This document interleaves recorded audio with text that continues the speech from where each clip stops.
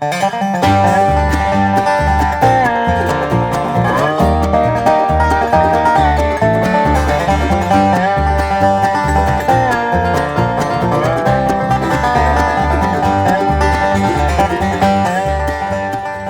everybody, thanks for tuning in to Lessons with Troy, the podcast. I'm your host, Troy Brenningmeyer. This week, I'm happy to have world-class Dobro player and one of the nicest people you'll ever meet, Phil Leadbetter, on the show. In addition to playing and touring with some of the best acts in bluegrass music, Phil has won the IBMA Dobro Player of the Year multiple times and has most recently fought and survived a truly life-threatening battle with cancer to now be back on his feet, playing music and inspiring others with his life story. In this podcast, he shares so many wonderful stories of his life in music and his battles with cancer. If you want to learn more about Phil and his music, you can visit his site at www.unclephilonline.com. Also, as always, if you're interested in learning more about playing Dobro, lap steel, Weizenborn, or pedal steel, be sure to check out my site, lessonswithtroy.com. Hey everybody, let's go ahead and welcome Phil Leadbetter to the podcast, all the way from Knoxville, Tennessee. How's it going, Phil? Man, it's going good. Glad to be part of this. Yeah, welcome. I know that, we've been Facebook friends for a while and emailed and stuff, but this is cool to actually be talking to you and hearing your awesome Southern accent. I love that. Oh, I've got it pretty bad, but that's why we were using the voice memo a minute ago, and I was wondering if Siri could pick it up. I mean, I don't know if the Siri picks Southern up very good. Sometimes I'll try to use it and talk 2 or 3 times, and it's like I don't get anywhere. Siri just don't pick it up.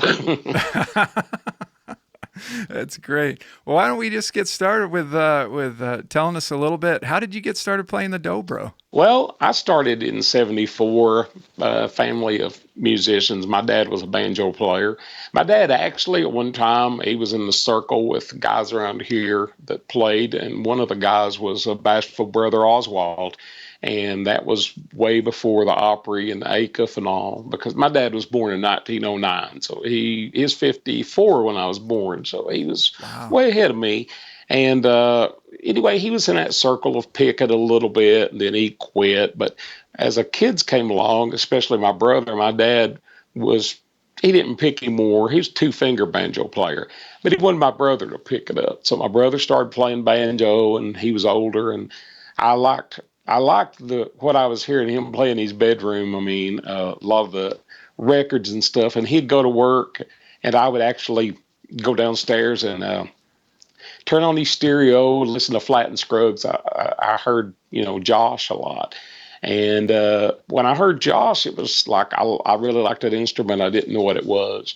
And, I asked my brother and told me, about the Dobro. So the next thing I knew, I'm in a music store.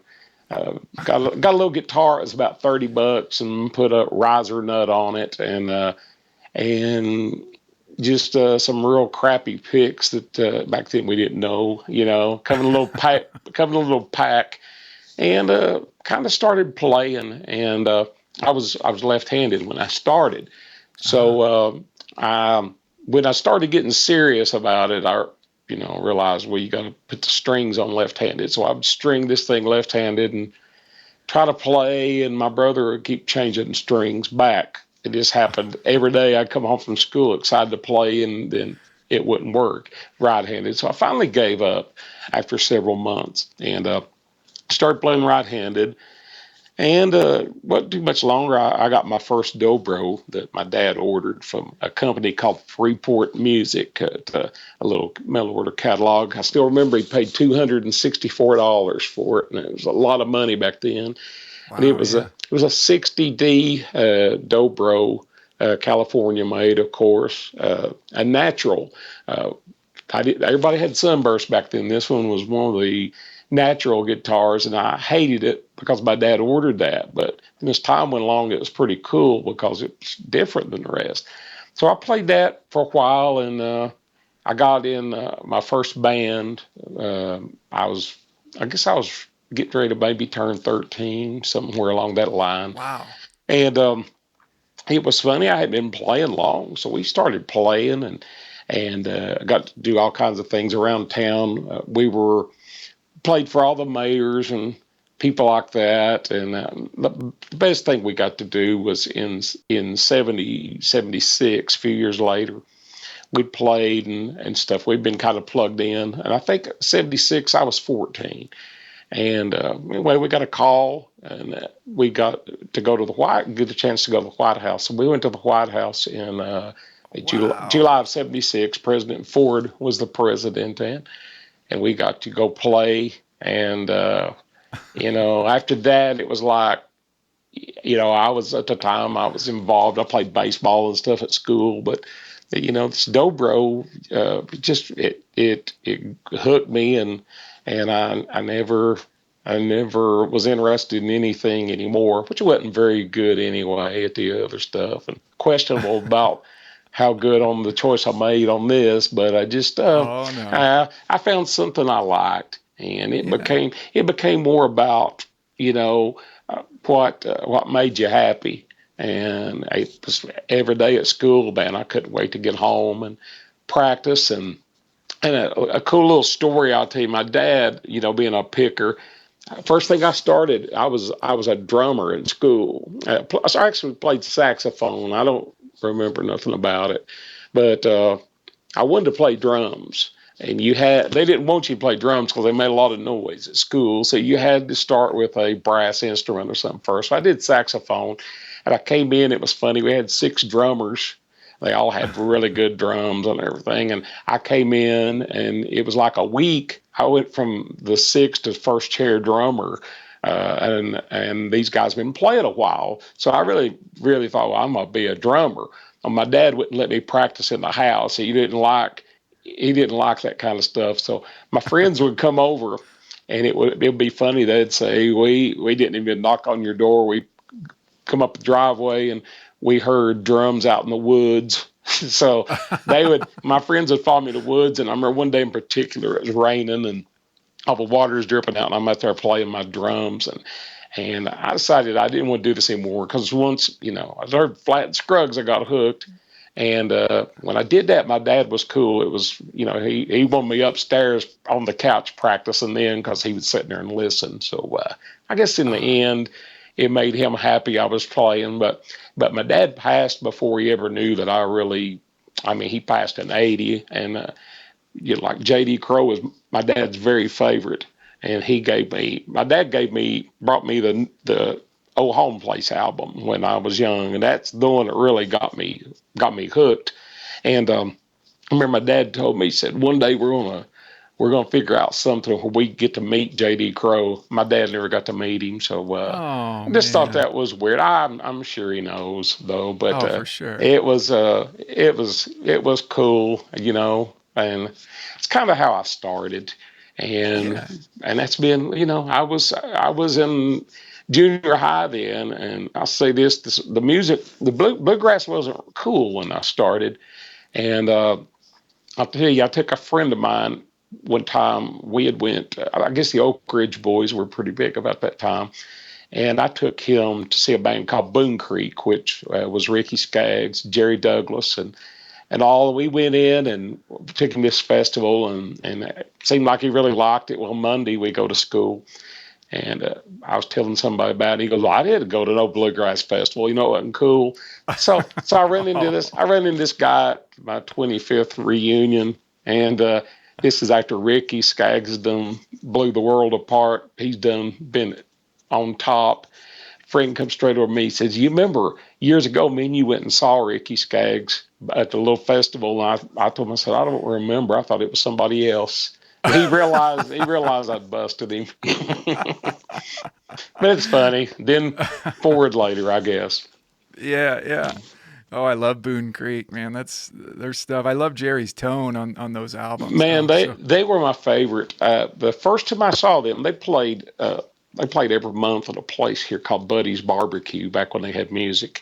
And we had 2 Buddy's barbecues. They both had music, and you could go to one. If you didn't like a band, you could go to the other one. It would be like, what was cool is a country gentleman maybe playing on one side of town, and you can go over and JD Crowe or Spectrum, which was Bela, and whoever was on the other end of town.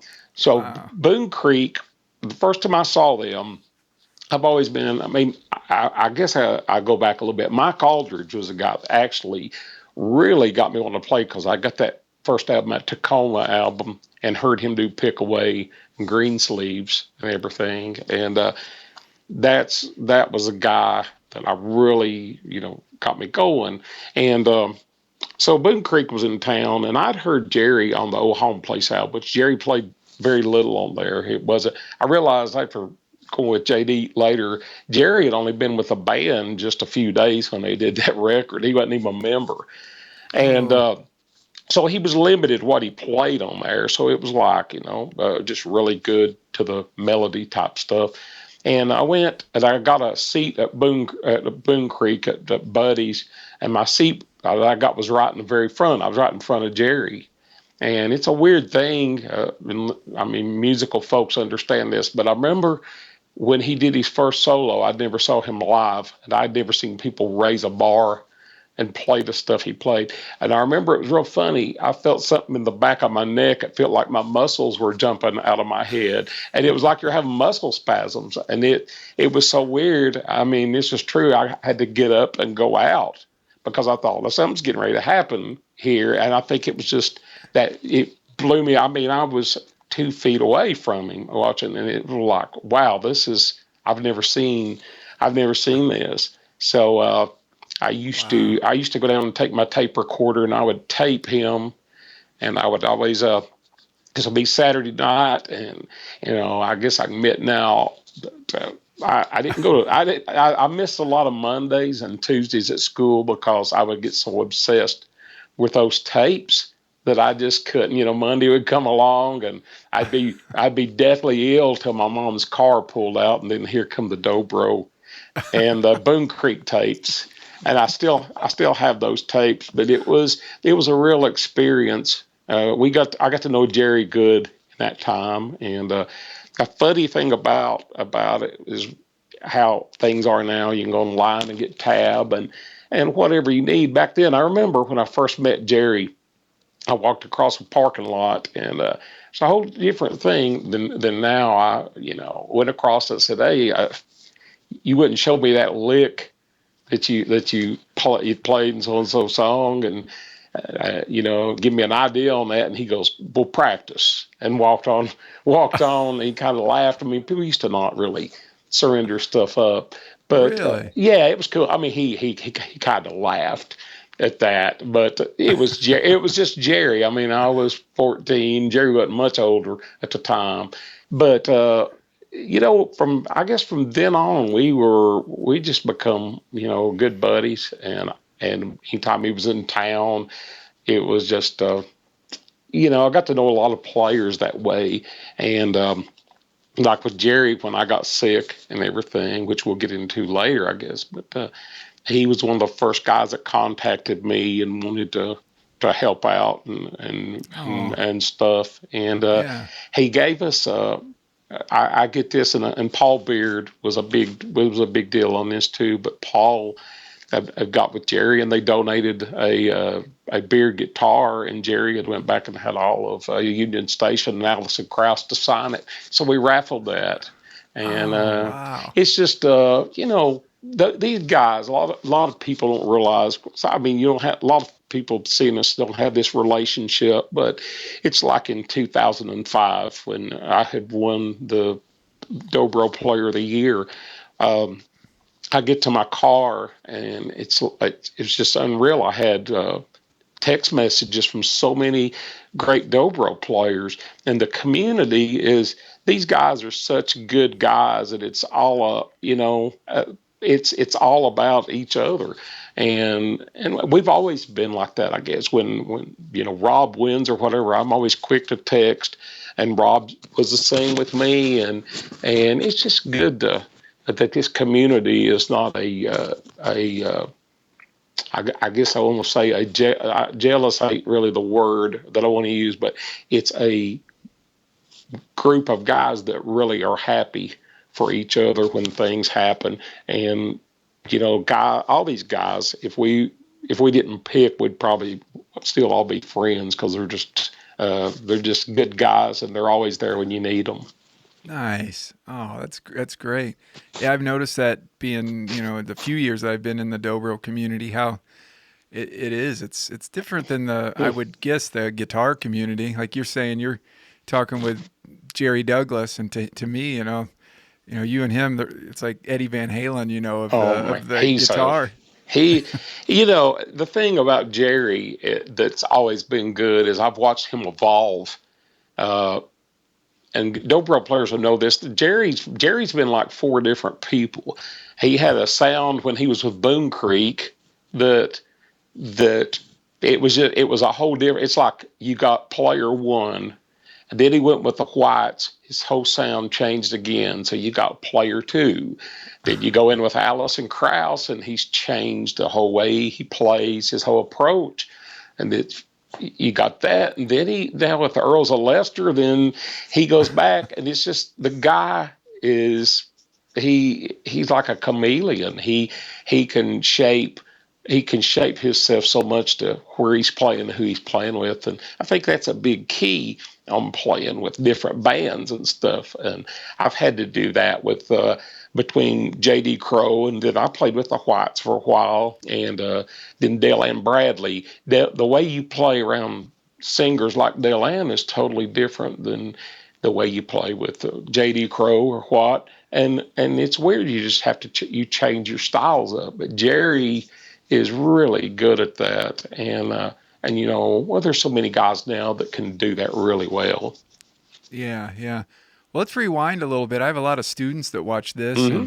and I know that they'd probably be curious when you were kind of a student of the instrument, let's say, Hmm. and you're really digging in there and practicing and stuff. What was your days like when you were uh, back Well, in the day? back in the day, that's 74, 75 time. I would um I would come home, like I said, from school, and I had this on my mind all the time. When I was on the bus, I used to carry my picks with me to school, and I would sit and practice forward rolls on the bus seat. Then when I got to my school, I remember so many times my teacher come and saying, "You can't be picking on your desk." I'd be rolling. I'd roll on my knees. It was just I did that all the time. I couldn't wait to get home, and as soon as I would get home, it was like my mom would say, "Well, dinner's ready," and it was like, "Well, this is going to be quick because I'm ready to go practice." And Wow. so it was funny because our days used to be get home, get on your bicycle and ride. And when I started playing dobro, I didn't do that no more. I came in, stayed home.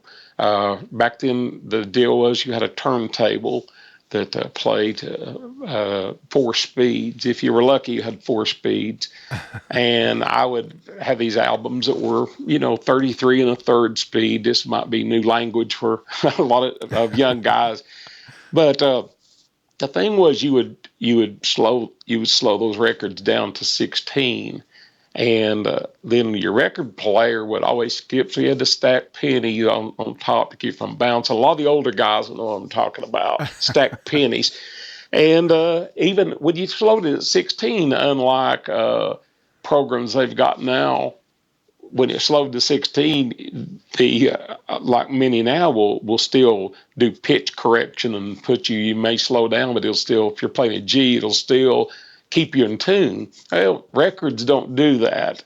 So a lot of times you'd put things on and it would actually drop you four octaves. So, Oh wow. if it was in G, it's impossible really to learn it, four octaves down. But that's a way I would play along. And one thing I did that helped me a lot was I'd always practice with headphones. And what I would do, the reason I would do that is I didn't want to hear myself, because what happens is when you're playing, a lot of times it was for me, if I could hear myself, you find yourself bogging down because you've missed something or whatever. With headphones on, it sounds like you're playing good because you're hearing somebody else a little. But the Uh, thing that happens is, since you're not stopping where you've got bad spots, you wind up getting your flow because you're not stopping. So the rhythm, the flow of the rhythm doesn't change up because you're not hearing yourself mess up. And as I would play it, then I would move one earphone off one side where I could play and it was tolerable, and then eventually, you could pull them off and then play along. And that's what I always did. I always practiced playing along with stuff and listening. I guess with ways I learned to. I started early. I mean, I mentioned Mike Aldridge and Jerry Douglas and all those guys, Josh. I worked real hard to try to learn to play like those. I would play, and at one time, uh, I mean, I knew all those solos were real good. I could play them just like they were. And the thing about it is, then I would go somewhere and pick, and if the people I picked with didn't know the songs I learned, I couldn't play. I only knew what I'd learned. So I started working a lot on thinking, you know, uh, there's only one Jerry Douglas, there's only one Josh, there's only one Mike, and those guys are never going to, nobody's ever going to beat Jerry Douglas at Jerry or Mike at Mike. And I thought, what I need to do is cut myself in a direction where I understand this instrument and I'm not playing everybody else's licks and stuff. So for a while there, I quit listening to dobro players. I listened, uh, when I listened to bluegrass, I listened real heavy to the banjo because they're tuned real similar. I learned banjo riffs. I started listening to mandolins and learning mandolin licks. And I realized that's what a lot of people do anyway. Sam Bush, guys like that will listen, people like Stevie Ray Vaughan or whoever, and learn the licks they would play, or B.B. King and things. And it wound up that I started getting influences by listening to all these other people that played other instruments, listen to fiddles. So I started trying to learn the melodies. They played a lot. And what's weird is when I went through nursing school in 19 I think guess 80 83 something like that. And when I went through nursing school, I got married about that time, and I figured staying home was what I needed to do and work. So for 3 years, I quit playing dobro. I didn't own a dobro. I sold it, kept my picks. I didn't play for 3 years. This was from Wow. 83 through 80, 86, 87. And my wife kept sitting on me, trying to get me to start playing again. And I said, I want to be a nurse. I want to be a nurse. So, um, we had a jam session one night, and a guy named Bobby Wolf, who builds Wolf guitars, Sure. Yeah. played in the band with his son, and we had a little jam session. And I got invited, and his son's name's Daryl Wolf, and Daryl said, "Come pick." And I said, "Well, I don't have a dobro." So Daryl said, "I got one." So he brings me his dad's dobro. It was Wolf number one that I had. It was his very first one, and it was made it look like a vintage herringbone, exactly the way he built it. So I played, and after all those years, we played maybe the first 30 minutes, and it started coming back to me. So what's weird is we'd had a car wreck just a few months back from that, and it wasn't our fault or anything. And I knew that you know that things can be taken from you real quick, which I found that out again later on in life, which we'll get to with that. But I said, I'm gonna pick again. So I called Daryl Wolf's dad up and ordered me one of his guitars. I wound up getting number 17, and picked a little bit, and I decided I wanted to move to Nashville.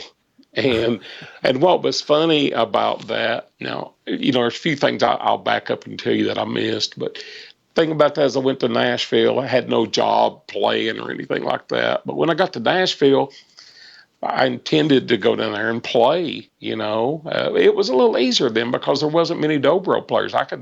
When I was playing, I could count them on my hands. I mean, there was about, when I started, about seven that were really out there recording all the time, and it wasn't many more.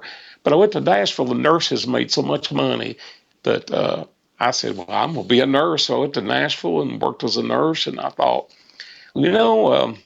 that's not what I'm here for. So one day I'm working as a nurse, and I called directory, and I get JD Crowe's number, and And back then they had a thing called a Watts line that was long distance for cell phone, and it got charged to the hospital. So I slipped back into a doctor's recording station there, and I get directory, and I get the old voicemail on this. I call this number in Lexington. I knew where JD was, and I get this little scratchy voice. I dare talk to JD.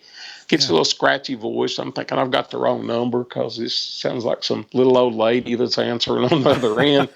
And so anyway, I get home that night, and it was a bad day. That's why I called. I was going to fish a little bit, so called JD up from home, and it was him. He calls back on my voicemail with that little voice, and so I called JD, and we talked, and he knew who I was because Richard Bennett, who's plays with me now in the band Flashback. Richard and I were friends, and Richard had been up. JD was retired, and Richard and him were playing. So JD says, "Well, I've heard of you through Richard," and that made me feel pretty good that maybe I had a chance. And then the next thing was JD says, "I never really liked Dobros that much," and I said, "Really?" So I'm shot, and he says, "Yeah, ever since Josh came into Flatten Scruggs, it knocked Earl out of an extra banjo break." I mean, that's the only way banjo players would look at it. I mean, if 10 breaks aren't enough for a banjo player. So, but JD says, Jerry Douglas came in and played, and I really liked what he did, and said, "I used to be all about fiddles, but said I like Dobros now, and I want you to come up and play on my record." And make a long story short, the funny thing is I went up and we picked, and the record I was supposed to play on didn't happen for 2 more years. And JD, I was there the whole time, and he never told me I was hired. And the funny thing is our bass player had been there through Crowe's retirement before. So the bass player had been there like 4 years longer than me. So we're driving down the road one night, and I said something to JD, and JD turned around and he goes, "Now, Phil, back when I hired you, we talked about that." And I said, "Back when you hired me?" He goes, "Yeah." And I said, "Really? When did you hire me?" I said, "You never told me I was hired." And he goes, "Well, back when I hired you." Well, our bass player's driving. He looks over and he says, "Oh, my gosh, you've never hired me." And JD looked over and he goes, "Yeah, I haven't, have I?" And went back to reading the newspaper. So when we left Crowe's band, I was the only one that eventually had been between me and Kurt that plays with me now in Flashback. We left, and it was funny because we were talking, and when we turned in our notice with JD, we went with Wildfire, and that's a funny story I'll tell you in a minute. But Kurt says, "I was in that band 16 years. He never told me I was hired." And I said, "Well, the good thing about it, Kurt, is he always got a paycheck, didn't you?" And he says, "Yeah." And I said, "Well, I guess you probably were," So, but JD was one of the coolest guys, and still one of my best friends. He called me the other day. This is how Crowe is. I got Crowe interested in Beavis and Butthead when we played in the band. And I would be in my hotel room, and the telephone would ring, and it would be JD trying to do a Beavis imitation. It may be 3 a.m. No And way. yeah, JD say, hey, he says, "It's Beavis," and he'd say, then he'd get in and he'd say, "They're on the Comedy Channel." And I would say, "Gosh, JD, it's 3 a.m. "Yeah, I can't sleep." So I would say, "Well, come on over." So he'd come over to my room, and he would sit in there, and JD would come in and watch Beavis and Butthead, and he would sit over and giggle like a little kid. And then finally he would say, "Well, it's time for me to go to bed." And then he would leave. But he called me here Saturday. I was going through Lexington, and I wanted to check in on him, and I called him, and he wasn't home. But I get a voicemail back a little while later, and it's Crota and Beavis. So No way. yeah, was a really good guy. That was one of it was one of the least pressure jobs I've ever had, but I've had really good jobs with people I've played with. I've been real lucky. Nice. So around this time, are you still living in Nashville then, or? Yeah, I was. And what happened is I decided, JD wasn't. He was nearly an hour farther from Nashville than he was Knoxville. So I just moved back to Knoxville, and I actually played 2 shows with him as when I lived in Nashville, and then I moved here, and it was easy because he lives right off I-75, and so do I. So you get on that one road and you're there. But while I was in Nashville, I had a good time, though. I played with Grandpa Jones for a little bit, which was it was funny. I was the youngest guy in the band, and we played all kinds of really different things. But Grandpa went out and played bluegrass festivals, and he thought he needed a dobro. And I told Grandpa says, well, I don't play banjo like Sonny Osborne or Earl Scruggs, and I just probably need to add a band, some more people around.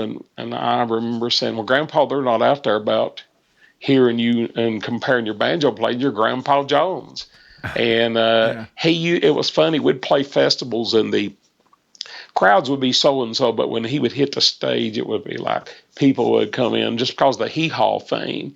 And Yeah. back when I was with Grandpa, a good little story is I had never met Mike Aldridge, and we played in Dahlonega, Georgia. One of the worst trips I ever had. My car broke down two times on the way down. Yeah, it was funny. I don't know what happened, but anyway, I get down there, and it's already been a bad day. But I knew the Seldom Seen was going to be on the show, and I'd seen him so many times.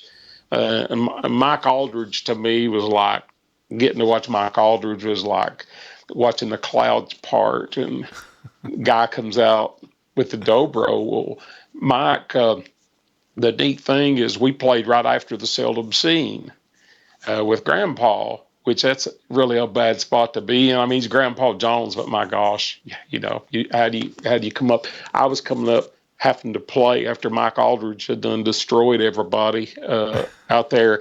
So I walk up on stage, and there's Mike, and I come around the corner, and we're standing there face to face almost, and it was like couldn't talk to him, couldn't. I froze, and I finally said, "Hey, my name's Phil. I got my dobro on." I said, I play I'm a dobro player. I mean, of course, it's on my neck. But Mike was so nice, and we got to be buddies after that. But that was one of the good things from that. And then I got a job with Vern Gosden, that was a big country singer. And Okay. the neat thing, or not the neat thing, the funny thing is I was at a recording studio, and a guy that worked with Vern said, got a job I might want you to audition for. Back then I sung a little bit, and can't now, but sung a little bit. And they said Vern's, wanting to add somebody in the band and pays pretty good. And I thought, well, that's good. I might jump on that, Says, well, what he's wanting is a backup singer. And I'm thinking, okay. I didn't know much of Vern's stuff. I mean, I knew hit songs he had. Chiseled and Stone and stuff like that was big at the time. Is It Raining at Your House? Those were being played on the radio. Chiseled and Stone had done one, I think, CMA Song of the Year a few weeks earlier. So Vern was pretty hot at this time. So this was 4 o'clock in the afternoon. Okay. I'm at the studio, and I said, well, I'd like to audition, try it out, see if I could do it. This would be good. Well, my friend said, well, we probably won't have time to audition. We'll probably just have to call Vern and go from there because we're playing tomorrow. And I said, wow, okay, well, where did I meet you guys at? And they said, well, you need to meet us at 11 o'clock tonight. We're going out for 4 days. So it was already like 4 in the afternoon. So I have to get home, tell my wife I took a job, go grab some clothes, try to find some clothes. Because back then, all my stuff was nursing uniforms, scrubs, blue jeans. I had to go find stuff. So I get all this worked in, and I meet Vern for the first time on the bus, and we sit and sing songs as we go to the gig. And then Wow. the first show I get up, we go, and we've got like a packed. I mean, this wasn't what I was used to with bluegrass. You know what I'm saying? You're used to seeing bluegrass crowds, and you're saying, wow, we had a big crowd here. And then you go to these things, somebody like Vern Gosden is playing. I mean, he was doing some stuff with some big bands at the time. It's like, boom, it's it's all on. And it was like, it was cool. But the thing about it is the connection with fans is totally different than bluegrass. I mean, with bluegrass, I guess I'm a person. I like to visit and things with people, and I like to know people, and I like to remember their names. And I like to give people time because they're the ones that make it possible for me to play. People that buy your records, the people that suggest you. Bird was like this. You get done and you went to the bus. You didn't get to go out. And I'd have people come to my shows that knew me that said, "We're going to come out and see you." You couldn't visit with them. Everything was so tight. And when I got back into bluegrass, it was just so good to be able to go out after you're done and visit with your fans and get that family again. So I don't ever I think everything happens for a reason, and I'm so glad that things worked with me the way it did, where I got to come back over and play bluegrass. And mainly Nice. because I was a bad backup singer. That gig didn't last long. I couldn't do it. Well, how did you like? It sounds like from a lot of these stories, you spent a lot of your career kind of traveling on the road, huh? And how is that life on the road? How It's was it for you? it's different than people think. With Vern Gosden, here's the big difference. We went from tour buses to vans. When you went over to bluegrass, it was a different thing. But the thing that I tell people, and it's been like this with bands. I mean, I helped start Wildfire and band Grasstown. The flashback I've got now. I mean, I've been one of the co-founders of that stuff, and that's so much that what people don't understand. It's not so much about finding the people who are the best pickers, which I've been lucky. I've been with some of the guys that I mean, they're undoubtedly some of the best in the world that play that always help to make you do your job. But the traveling people don't realize, you've got just a few minutes there on stage, usually 45 minutes and stuff. And you've got 23 hours, say 20 hours and stuff of traveling roads and stuff with guys. And if you don't have guys in there that are good people that have got your back, I mean, people that if people that if you leave your instrument or forget to pick your CDs up somewhere, they'll bring them onto the van for you. It's that kind of stuff. Everybody watches each other's back. And the thing funny is, of all the bands I played in, and I'll kind of give you a history of my bands real quick. First band I was ever in was and I mentioned the Nashville Newgrass Boys. Then we had a band later local called New Dawn that did pretty good. Then, went with Grandpa Jones, went with Vern, JD Crowe, then Wildfire, then Grasstown, then the Whites, and then, the band I'm in now. And the funny thing about it, I mean, with the exception of Grandpa Jones, because most of those guys have passed by now, but all of us, even back to my first band, we're all still real good buddies. And matter of fact, the guy that used to play guitar in my first band, we actually went and did a little show here the other night around town, a little private thing. So Nice. it's good. We've all stayed really tight, and that says a lot, because what's important is when it's all done, it's the friendships you have and stuff. I mean, I want to play good music and everything, but and that's really important. But I also want to be around people that I like being around, and people that support you, and there's not you have good nights and things feel good, and you like guys to come by and say, "Man, this is a good job tonight," or whatever. But I always used to, the thing that a lot of people miss that I used to really pay attention to is, like, when I was in a band situation, it meant a lot more to me if somebody come by and said, "Man, the band sounded really good tonight." That was better to me than somebody said, "You played good tonight," because your whole mission is trying to make that unit sound good, making the whole unit. And something Jerry Douglas told me once. I know we're talking about Jerry a lot, but something Jerry told me that made a lot of sense is, we were talking one time, and Jerry was talking about his bulletin board people had was talking about, I guess, the Paper Airplane album, and said, well, there's not enough Dobro on that. There's not enough, And Jerry was said, he said, my God, we had layers and layers, which there is. But Dobro players want more. Dobro players just keep wanting. And Jerry told me, and it made a lot of sense. I thought a lot about this. Jerry said, when I think about what I do now and where I'm at and things I've got and things I've been able to do, he says, I think about that little girl standing over there playing the fiddle, which was Allison. And he said, my job's to make her sound good when we're doing her thing. And he does that so good. And then it's just like this. When Jerry wants to do his own thing to express himself, he's got the Jerry Douglas Band and Earls of Leicester. And that's the whole thing is on the road. I've always just wanted to try to work to make who I'm playing with, whether it be a unit where we're all partners or whether it's somewhere I'm a side man, like in the White situation, or Dale and Bradley. I just wanted to make them sound good because, I've always told a lot of my students, if you're up on stage playing and you've got somebody over here that's a really good singer and everybody's just looking at you while you play.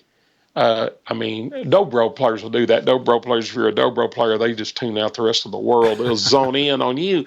But if you're up there playing and you've got like everybody looking at you when a singer's going, there's something going on. You're either overplaying that singer, you're playing too loud, you're too busy and stuff. And with me, I've always, and I know we were talking about traveling on the road.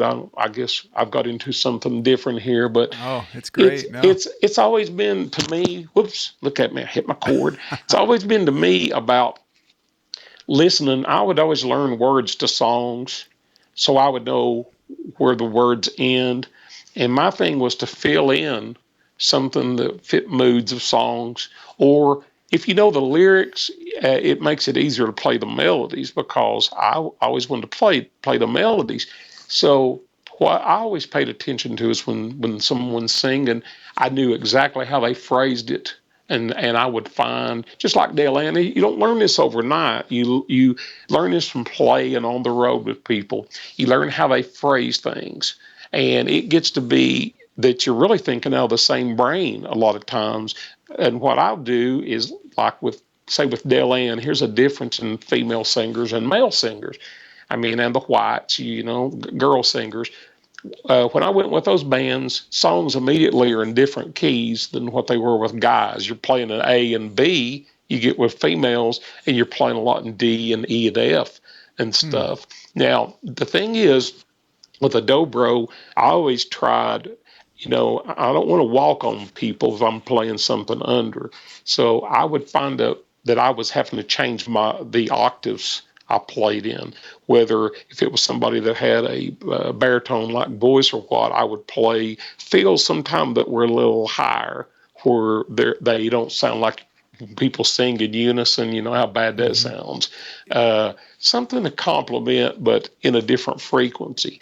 And that's what is a big thing is a lot of times with your backup, you have to really think about your frequencies a little bit, where you're going to play. If your singer's got a high voice, I tend to play on lower strings. If it's a guy that's a baritone voice singer, say, I've always I played with guys that sing high like Steve Gully, but he's still got that area in there. You learn people's area, you stay off of them.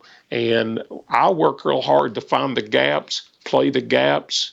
JD had told me one time, if you're doing a fill in or something, if you've got if a note is say 10 spaces or something, okay, let's say if you got 10 marks, if your vocal ends on say a 4, the 5th mark you need to be playing. 5th, 6th, 7th, if it comes back in on 8. What it is every beat has to have something happening. And if it's not, then it's got to be a really cool designed space, because I think that as much as notes in music, the absence of notes sometime, if you place that absence or that spot at the right time, is as good as a good note. And sometimes one note that's played at the right place with the right tone and the right inflections better than a whole flurry. And so much depends on the songs you're playing. I mean, it's there's songs. If you're playing a gospel song, you really can't play Choctaw Hayride top licks in there. But then when you're playing fiddle tunes, it's hard just to play.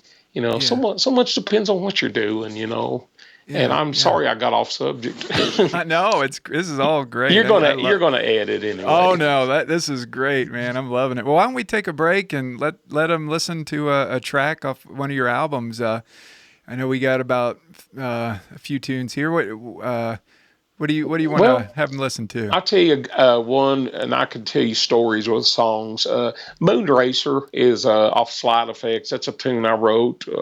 I like that song a whole lot because of Andy Leftwich's mandolin break on that. He's just played the wildest mandolin break.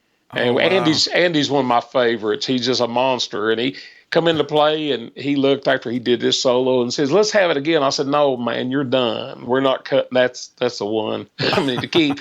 But Moon Racer is kind of funny. I got the title of that. I mentioned to you off tape. When I was little, I wanted to be an astronaut. I was way too big to fit in a capsule, but I still wanted to do that. And so I've collected space stuff through the years. I've got all kinds of things that have been in space. I've got flags. I've got coins. That is so cool. I really like that stuff, and I still collect a lot of old memorabilia. But I wanted to write a tune, and I was thinking about space. Matter of fact, on that album, I got another tune I wrote called Sea of Tranquility, which is the name of the spot where the first moon landing Apollo 11 hit. Cool. So that's where I got the title. Some people think it's an ocean. It's actually a place on the moon. So this tune here, Moon Racer, I wanted to include moon, but one of my movies growing up was Rudolph the Red-Nosed Reindeer. Everybody watched at Christmas. And there was a line that Rudolph went to see that was going to approve whether they could stay on the island of misfit toys. His name was King Moonracer. So I thought at the time, there was a movie I saw called Moonraker. That was another big movie. And I thought, if I can put three titles together and put some of my stuff I like about space, moon, it'll be a title that people will be familiar because people say, I've heard that somewhere, even though they haven't. Just kind of tied it in. So we wound up naming that tune Moon Racer. And it's kind of a cool little tune. So nice. Hope you guys like it. Yeah. And this is off the album Sound. It's off Slide Effects. Slide Effects. And that album was voted. It won Instrumental Album of the Year in 2005 at the IBMA. So I was real proud of that. Nice. Here it is, Moon Racer.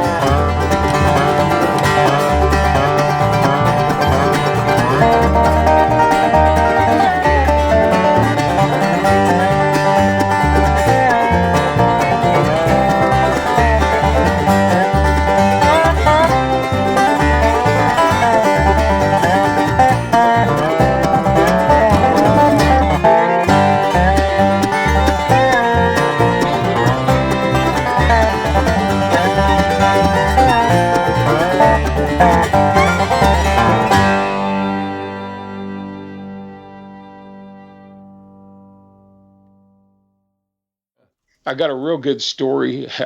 I don't know if I'd tell, but I'll tell you it's funny. When I met Josh Graves the first time. I'll tell you this real quick, but he played. I hadn't been playing long, and the only tune I knew of Josh's was "Shucking the Corn." I had learned it real good. Okay, Yeah. so we go to meet. Go see Josh at night here in town, and like I said, I'd only played on stage maybe 2 times. This guy was my hero, Josh.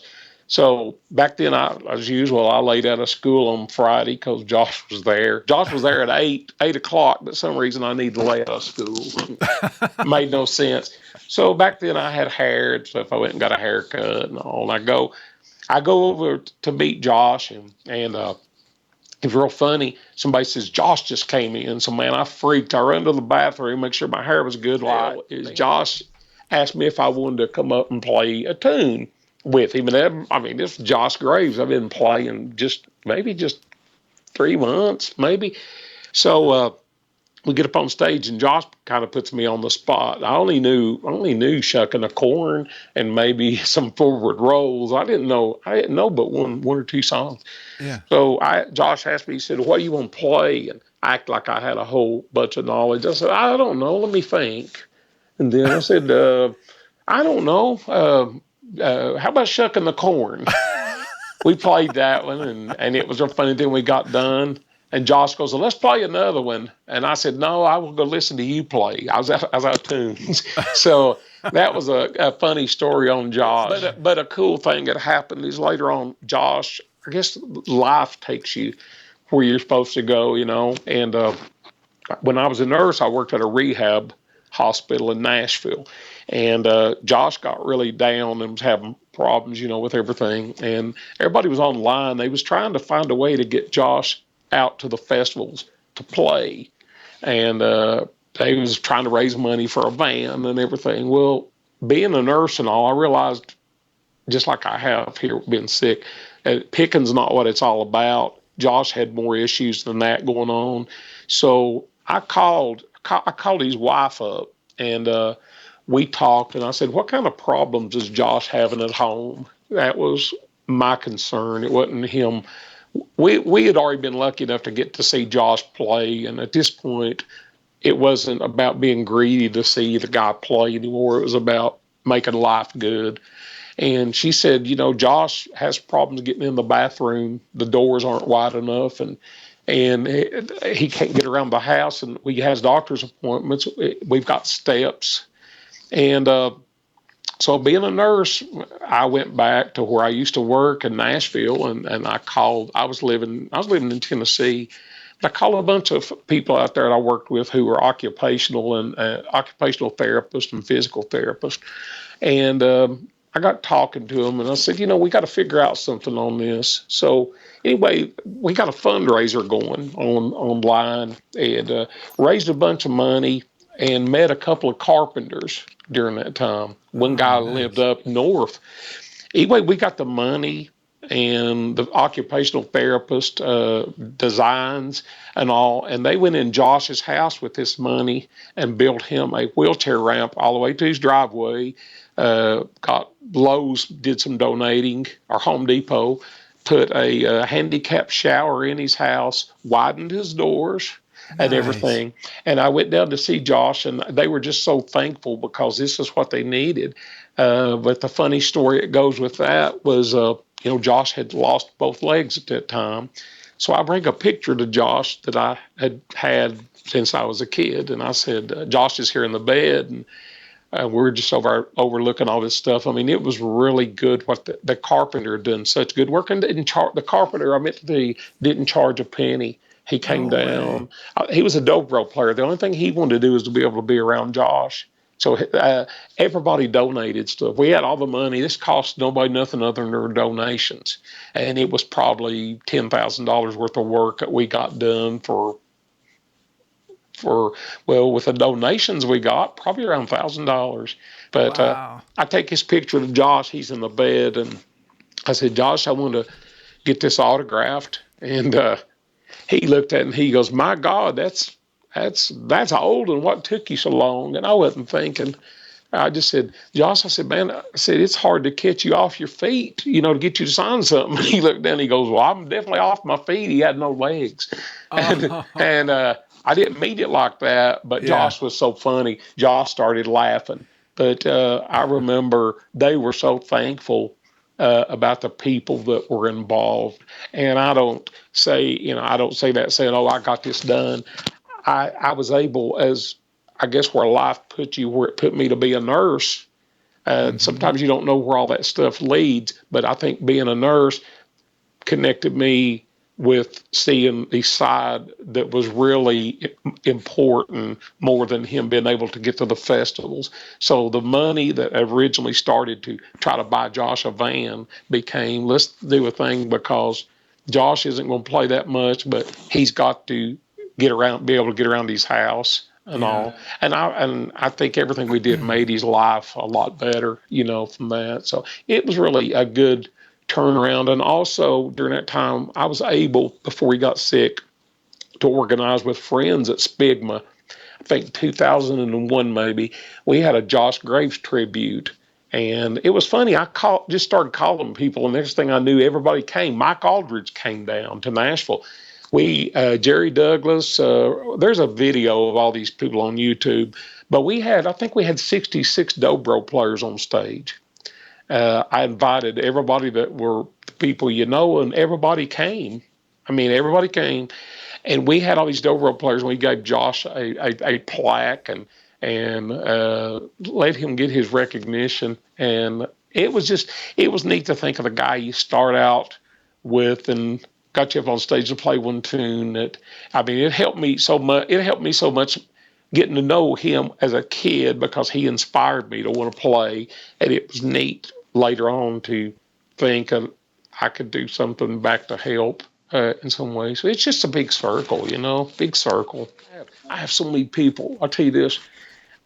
The main reason I post about my health on Facebook, if I go a few days, if I go to Vanderbilt, I'll have 100 and something private messages. How you doing? How you doing? How you doing? And it just goes back to this music. People are so caring in this. I mean, the country people make so much money going out and doing stuff, but I don't think you can put a price on this stuff. I think the value, you make a lot of money playing country, but I know a lot of those guys who are big stars and they're flat broke now. But these people that play bluegrass, you've always got people that's there for you, and it's just it is the best decision I made musically is to stay in here and keep trying to reinvent myself a little bit. The first really good guitar I ever got, and this is a good story. 1982 World's Fair.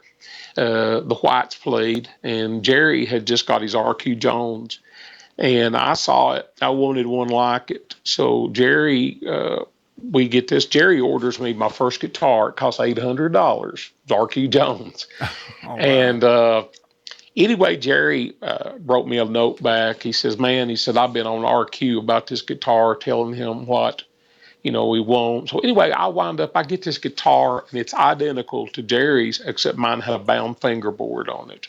Jerry's is unbound. These things were sisters.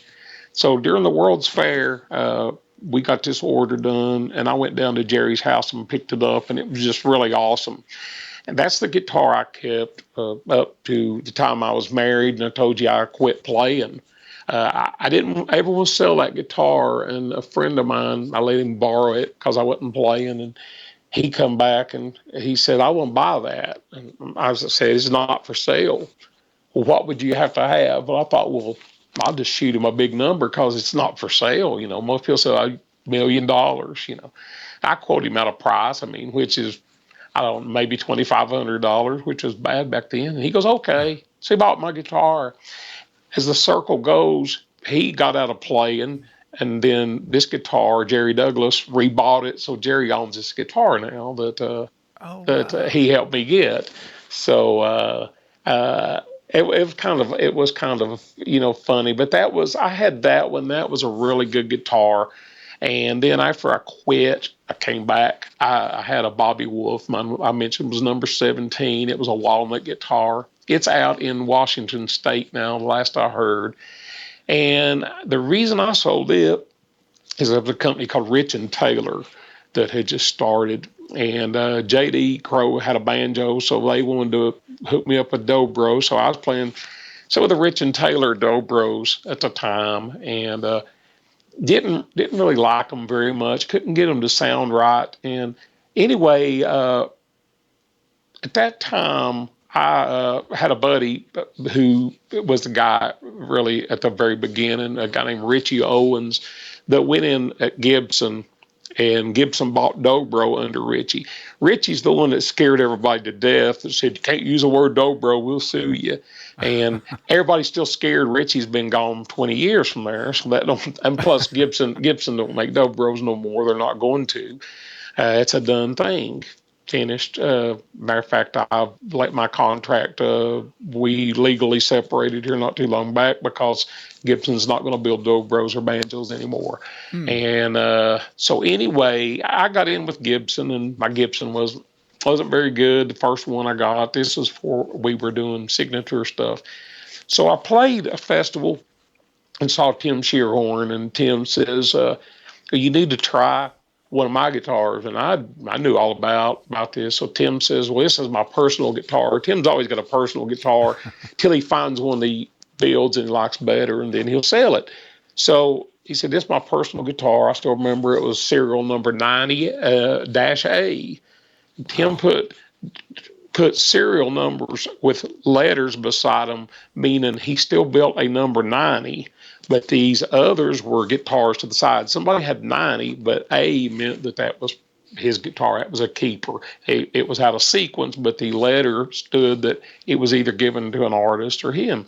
So he let me play his guitar, and it made me feel like I had learned to play again, because some instruments, I think you can outplay them, and not that I'm a great player, but you can outplay an instrument sometimes. Things that won't respond, you go up to hit a top string that needs to ring for 3 notes, and it rings 1, and it's like, it's just not. You can outplay them. Then some of them you'll play when you get aggressive, or you get off, and then it's all out of tune. It's just. Well, Tim took my first Dobro, which was. It's funny because it was actually the Gibson prototype. I probably had the only Dobro that had the word Gibson in it before Dobro. This one had Gibson. And I think Taylor wound up with this one. But I played that, and I didn't like it. Didn't like the sound. And I saw Tim, and I said, "Man, will you set this guitar up for me?" And he said, "Yeah." I said, "Well, I don't have any. That's the only guitar I got." He said, "I'll loan you one." So he gives me 90A. His personal guitar. So we come back to we go to Winterhawk, and Tim's there, and Tim says, "I got your guitar fixed." And I said, "Well, first of all, to me, it ought to be good news, but it's bad news, because bad news is I knew, well, Tim's getting his guitar back." So I said, "How's it sound?" Tim, as usual, Tim goes, "That sounds like a Dobro." It's like, oh gosh, okay. So I get it, and I played a little bit, and Tim put magic in it. It sounded good, but it didn't sound like that Shearhorn. I said, "Yeah, do you mind if I play this Shearhorn, this one last set at Winterhawk?" And Tim says, "Well, I've got to leave." And I'm thinking, well, he says, "You take that guitar, you keep it. That's your guitar." And he says, "I'll build me another one." So I was just really blown away. I got this Shearhorn, and anyway, with the Shearhorn, I kept it a while, and Tim told me, he says, "Hey, I've got a new design getting ready to come out." And I said, "What is it?" And he said, "It was called an L body." It's like, what's that mean? I didn't know what it was. And he says, "Well, I'll tell you what, you're gonna like it when we get it. It's gonna be really different." And I went down to Hurdy's shop, the guitar shop, and I had this other guitar. And I said, "Man, what we do?" And he says, "Well, let's figure something out. See if you don't want to play anymore." This was early days. He said, "Sell it, and just whatever it gets, or give it to me. What you have an L body." And I got this L body, man, and it was just like no comparison. So I had that, and then along the way with guitars, I mean, Gibson built me my signature model, which Gibson's not building anymore, those I mentioned, but that guitar was really souped up. Tim took it and souped it up. That thing sounded really good. It didn't sound like a Gibson. And but anyway, they built good stuff. In my signature line, they were all really good guitars. They were all just lacking in the setup end. They changed so many setup guys, and I tell people, I'd say, man, that guitar's built good. It's solid wood. It's it's baffle. It's everything's good in it. Just buy you one and take it to Tim. Take it to the genie and let him. So. I played my Gibson for a little bit, and when the flood happened at Gibson, and I knew Nashville, I knew that they weren't going to start. I ordered me another shear horn, so one I've got now, and I got this thing in the mail, not the mail, went to Tim's and picked it up, and the funny thing is, the first thing I ever played on it, we recorded, and it's actually on YouTube now. Went to a buddy of mine, Steve Thomas. He used to play with the Whites. He produced my last record. We went to his house. He set up one little simple microphone, and I just wanted to see what it sounded like. And I played "I'll Always Love You," it's a Dolly Parton tune, just see what it sounded like. Well, anyway, we went ahead. It's a track actually on YouTube now if people want to look it up. But the good thing about it, it's a raw track. It's not edited up. It's not had everything. So it shows you what that guitar sounds like, and that's what I wanted. So my story kind of ends there. That's the guitar I've got now that I play all the time. It's the thing I like about the thing that with this guitar that I really like is when you play places and people come up and they'll say, "Man, that guitar sounded good today. That the tone of the guitar really sounded good." It makes you just want to keep them, And but there's so many good ones out there and stuff. A lot of folks don't know this, but I know. I don't know how much it wasn't advertised much, but as far as signature guitars, before I went with Gibson, I went with Beard. And Paul built me, and this was before Mike Aldridge or any of that. I had a guitar, and I think there's a picture on my website. There was only 3 built, and it was called a Filibuster. Really? And Paul built these. I know I've got one on my website, which I'll give the address in a minute on that. But you could look at it. It was a walnut guitar, and it was really awesome. Really, because Paul is such a good builder and such a good guy. He's one of the. If you have a list of the good guys and the great guys and the super greats, Paul's the super great. He's just he's all about it. This guitar was really good, and about the time we were signing our deal, and like I said, this was before Mike and Jerry or them had did anything. This I don't remember the year, but Gibson approached me and said, "We want to do a signature guitar, and we're going to sell this many." And it was like, when you're a kid, you're sitting there looking at your little Gibson logo and everything, and you got this company that comes at you, and it's like, wow, this is, I guess it's like being a baseball player and maybe Wilson or something like that, or Spalding wants you to, it was an automatic because my friend Richie Owens was there, and I knew they were going to make it a priority. And we sold a bunch of those guitars. I mean, it was unreal, the royalties. And then it got where they were changing so much, I would have all these orders, and they couldn't fill them because people would want them and they would want a guitar right now. And I'd say it's going to take 3 months, and sometimes they would go ahead and order, and then 3 months would come, and 6 months, and this guitar wasn't ready. And I'd say, look, I'm going to. So it become an availability thing there. But right now, I mean, my shear horn is what I really like a lot. But I will say, first, people I've said this to, I've got something getting ready to go on pretty soon with something different, and it'll be something that'll be really good, but be really affordable. And nice. I have a lot of players that come in. There used to be a gap on guitars. You could, if you wanted there was not really a mid guitar. There was super junk and then $4,000. to start getting into some of the beards and all. I mean, you had the Regals, and this is not slamming anybody that make all these. I mean, I'm just talking about like play and how they're made. You had all your guitars, your Johnsons, your cheaper Eagles and all. And then if somebody wanted something and come to me and said, we want a guitar that might be, a couple of grand or a little less, I couldn't find them because of that big jump. So we're working on something with a company now that is going to be, it's a big company, middle of the road, guitar, bigger body guitar, baffles, sound post, good parts, but very affordable. Because everybody plays a dobro. It's like I realized this early on.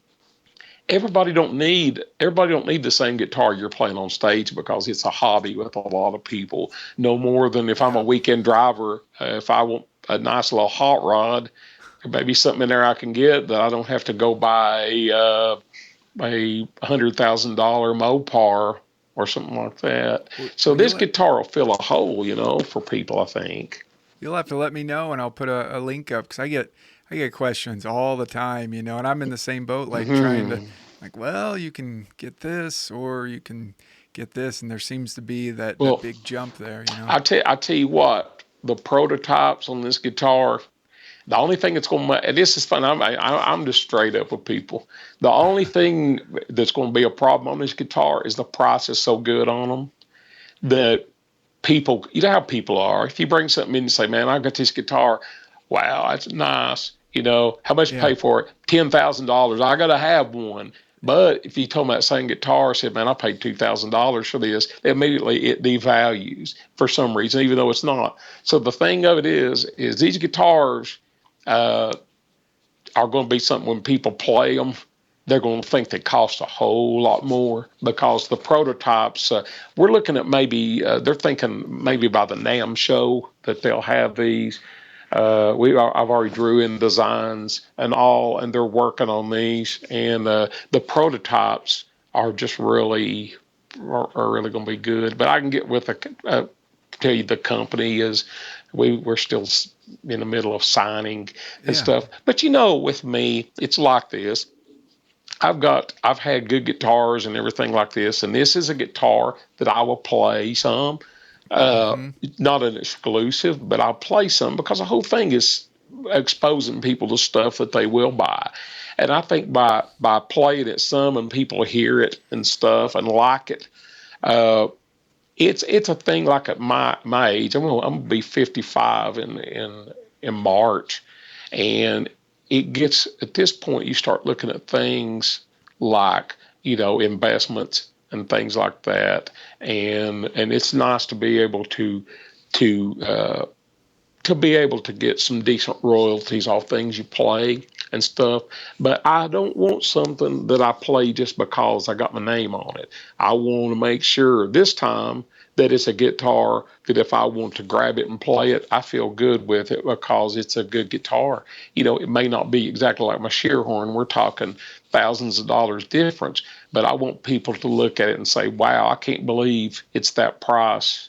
And it sounds this good and is built this good. Yeah. And that's what we're doing. I wanted to find a spot that's not because the pro guitars are covered. Everybody knows to go to Paul Beard and go get whatever, or Tim or whoever. But I just wanted to fill that void where people aren't getting things that are, if you come in and trying to learn to play and you've got something that's not a good guitar, you really, it handicaps you a little bit because you don't have this, you're not on the same page. Yeah.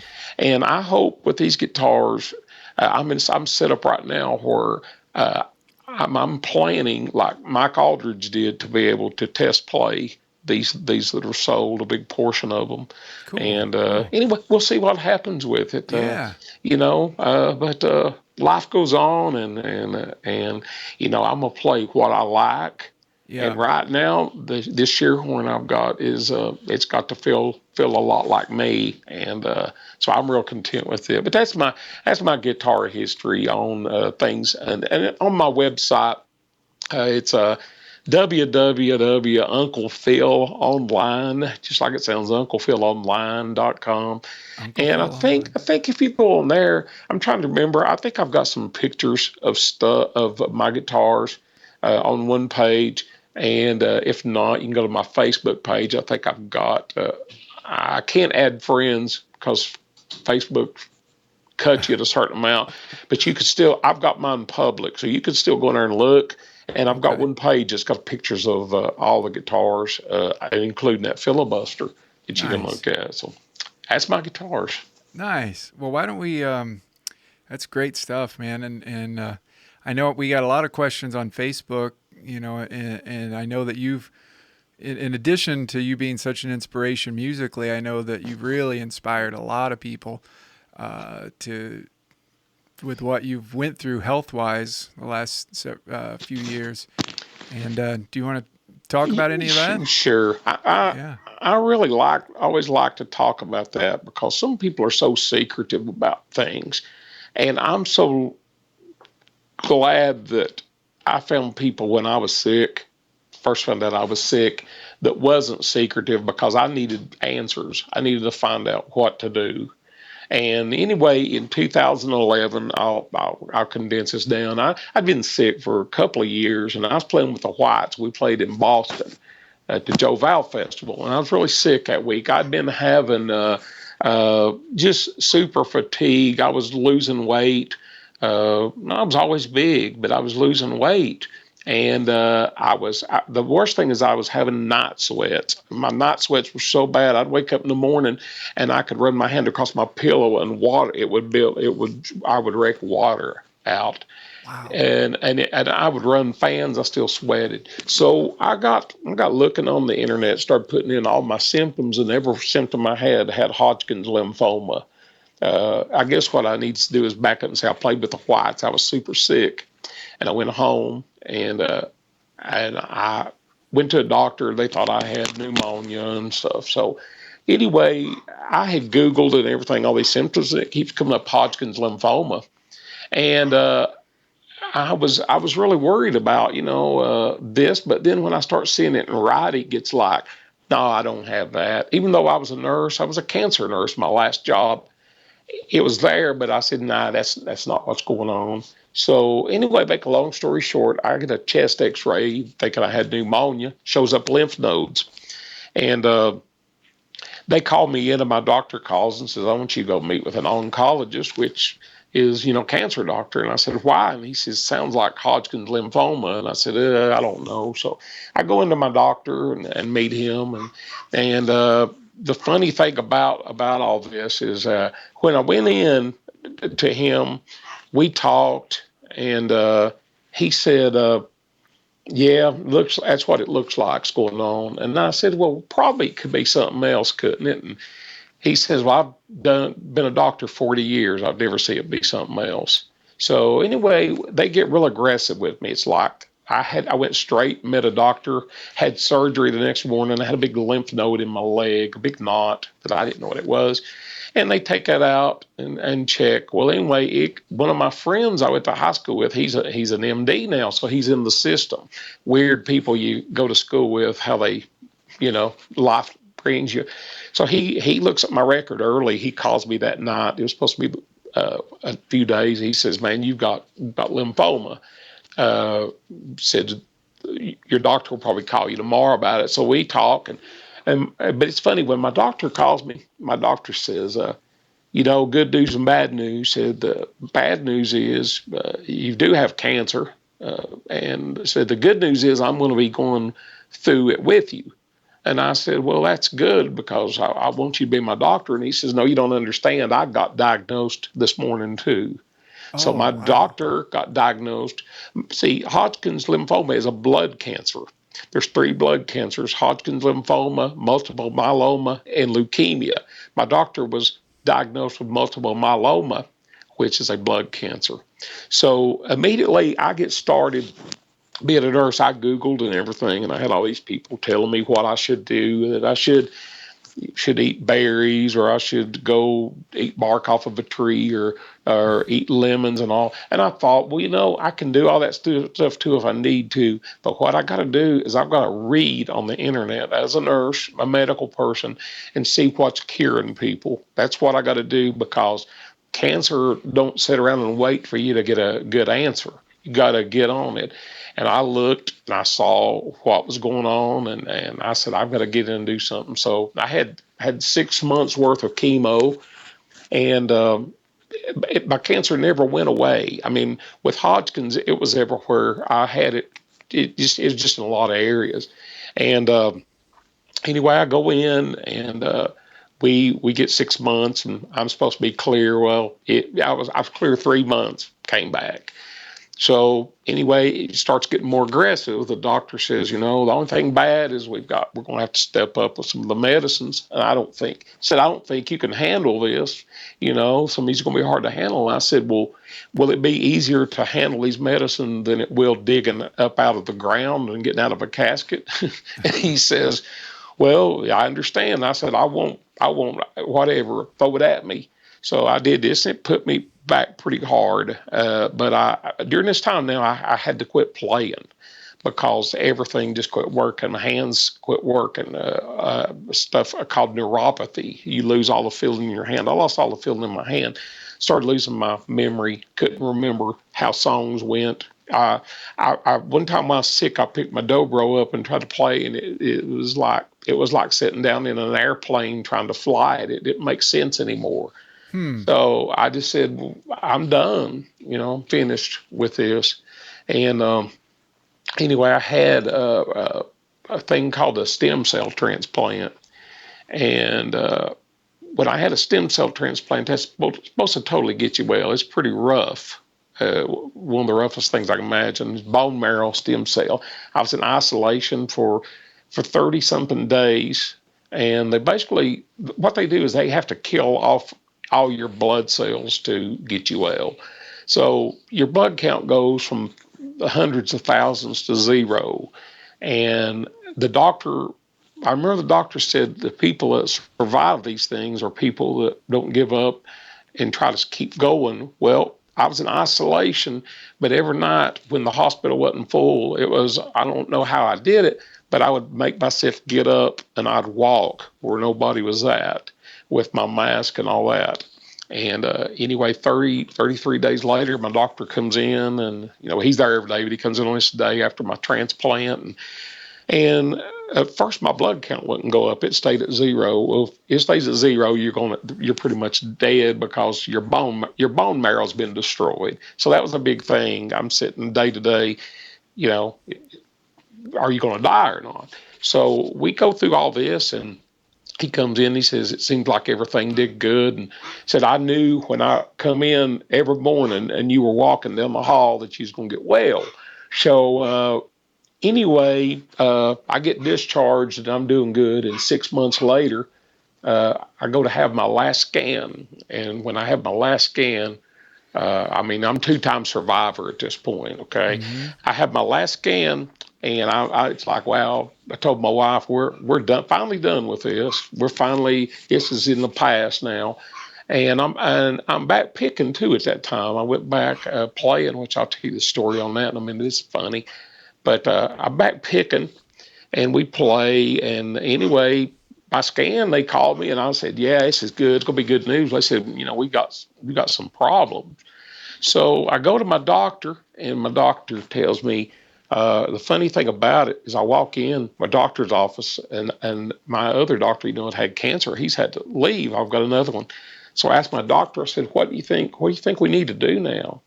And he says, I don't know. He said, what suggestions do you have? And I thought, wow, my suggestions, I want to get well. And he says, well, the thing you need to do is just go home. You've had a tough fight on this. Go home and just enjoy your life and stuff, and just let things go, and basically give up. And I said, no, I'm not doing that. So I got on the phone, and I knew I had Hodgkin's, lymphoma. So I got on there and I Googled, and I just Googled who's the best lymphoma doctors in the United States. And the one that come up number 4 was at Vanderbilt. Huh. So that's 200 miles away from me. So I got in my car and I went down and I met her named Dr. Reddy. And, and she put me on a new medicine for a little while, and it got me in check where my cancer wasn't going bad. But my cancer was when I got to her, it wasn't good. I had it. It was in my brain, my underarms, my lungs, kidneys, stomach, uh, around my liver. It was everywhere. And she puts me on this medicine. Well, for the cool thing is, for 3 months, she had me on this medicine, and I come back for the scan, and she's like, she wasn't super way optimistic on everything. Mm-hmm. But what was funny, she scanned me and she goes, "It's not gone. It's stable. That's all we wanted." Said there's a new medicine that is in clinical trials now. President Carter, Jimmy Carter, had just took this medicine and got well, and she said, "We're taking people in on this trial." And I took that stuff, and I had 3 rounds of it, and all my cancer was gone. So, Really? yeah, so I have been clear. I've been cancer free since October 26th of last year. And I've got 3 more infusions, I think 3 more.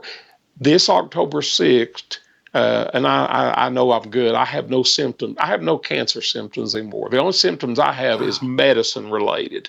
This medicine was research medicine. It had 0 side effects when I started, and now it's got about 100. So, but I have about 7 or 8 of them. One of mine's a hoarse voice. You probably hear that. Other one is just fatigue, and then a few other little things going on. So what's happened is this drug come along at the right time.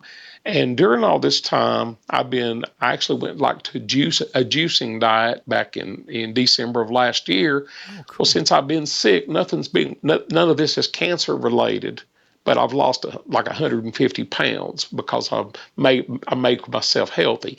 So October 26th, I'm done. This is the first time I've been told I'm done that I really know I am, because I always felt like, cancer's back here looking over my shoulder. I don't feel that this time because I have no symptoms.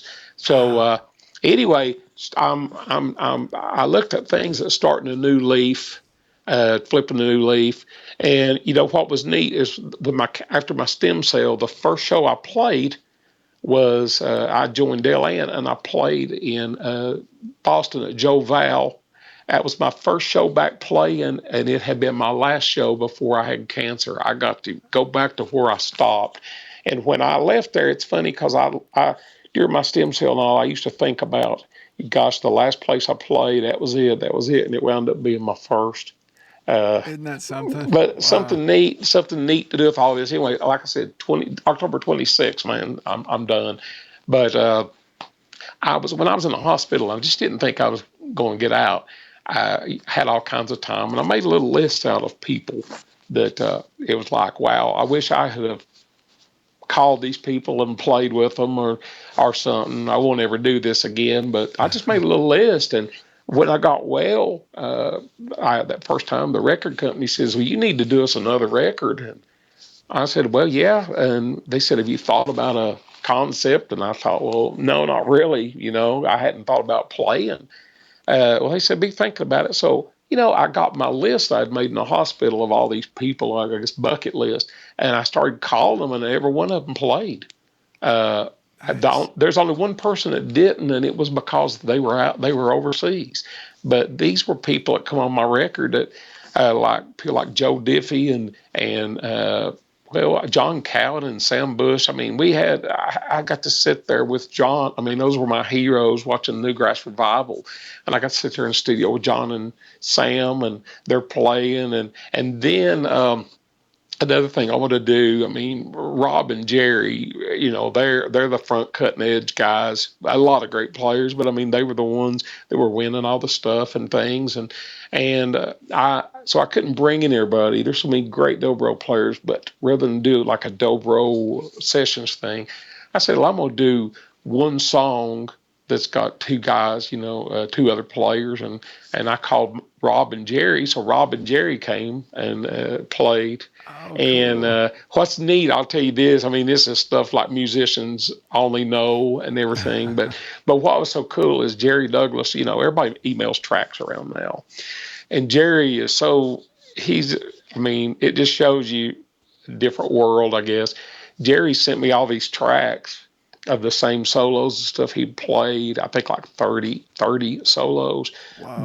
but he had recorded them on different microphones and listed which microphones he used. That's how into that Jerry is. I mean, every one of them was perfect, but it was just I got to sit there and listen to Jerry through all these microphones, and then it helped me. I thought, hey, next time I go in the studio, that's what I'm using.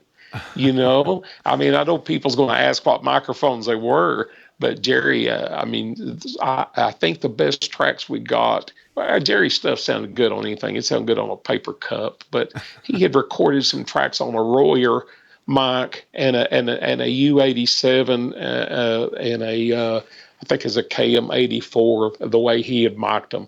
And all of them sounded good, but when you go through and just listen, the bad thing about Jerry is it's all so good. If I'd had three, it'd have been different, but he sends you all these tracks and they're just so good. And I listened and I said, and it become not about what was a good track because they were all awesome. It came about like, man, that bike there really sounds good. But then, so much of it's Jerry's hands. But that's the thing about it is when you got the same player with the same great hands, the same great mic, then it comes down to, if you're playing the same instrument, then that comes down to microphones. And I was real lucky I kept all those just because, I mean, how many people just you get that Jerry Douglas sends you a bunch of different tracks with different mics. It was I got a good schooling on picking microphones. So That's cool. That's so cool. Yeah. anyway, they came in. I had a lot of great players come in on this, and it was a lot of people don't. I guess a lot of people got it what I was doing because the album was called The Next Move, meaning the next thing I'm going to do. And a friend of mine even did some cool graphic art. It's got a guy moving a chess piece on front. A lot of people think that's a photograph. That's a hand drawn.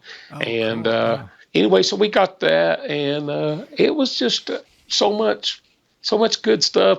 One good thing I got Steve Warner came on and recorded, and you know Steve, got to go to his house and hang out. I mean, I met Steve years ago, but during my illness, Steve got where he followed me all the time on Facebook, and he would write me. I mean, a lot of people did, and kept telling me, he said, "You to get well, we'll work on some stuff." So I got to go to his house, and the funny thing about Steve Warner, and I know these are all stories, you can edit them, but some of them's going to be Oh, this things is people great. will appreciate.